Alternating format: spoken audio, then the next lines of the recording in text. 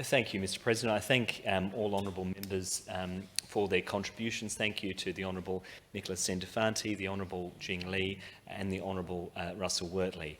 I appreciate the support of all parties for this. I note the government's position they won't be opposing the bill, and I appreciate that. As has been articulated by the Honourable Jing Li, this bill doesn't force the relevant minister to implement the recommendations of a select committee. I think that's a very important point to note.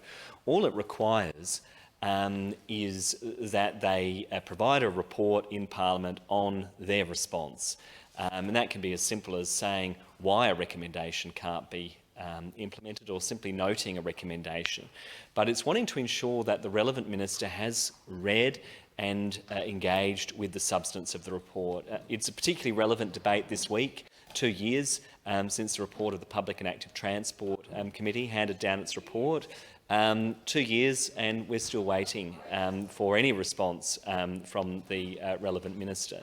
And I think that does underscore why a reform such as this might be necessary, because 2 years without a callback in terms of action on the recommendations, I think is disappointing. Members of Parliament obviously put a lot of work into these committees, but more importantly, members of the community actually invest their time and energy into our committee process. As the Honourable Nicholas Centofanti noted, it can be challenging for members of the public to appear before these committees, particularly when they're talking about sensitive matters. And so if they're doing so, I think the least that they can expect of their elected representatives is that the government of the day at least engages with the content of the final report and indicates what elements can be taken up. I think that's the least that the community is entitled to expect of their elected representatives.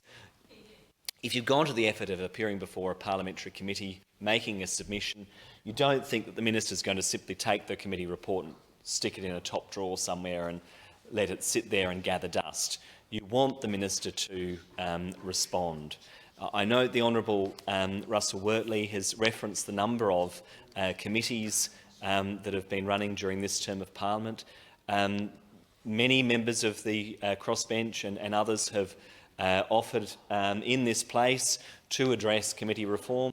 It's an ongoing discussion. There's always the potential to look at how we can do committees better. I don't think that should be used as a reason to not take action and to not have the relevant minister engage with the recommendations of the report.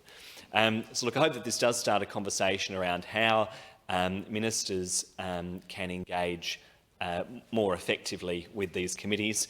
I should just say in closing, there are many ministers in the Malinauskas government, I think, that do this really well, who engage openly with parliamentary committees, that are interested in the recommendations and seek to take action on things. So, you know, it's not a problem that affects everybody, but I think legislation is a good way of dealing with this, because it means that at least you have a set standard in place that operates across the board, and I think that always makes sense. So the question is that this bill be now read a second time. Those for the question say aye. Aye. Against say no. The ayes have it.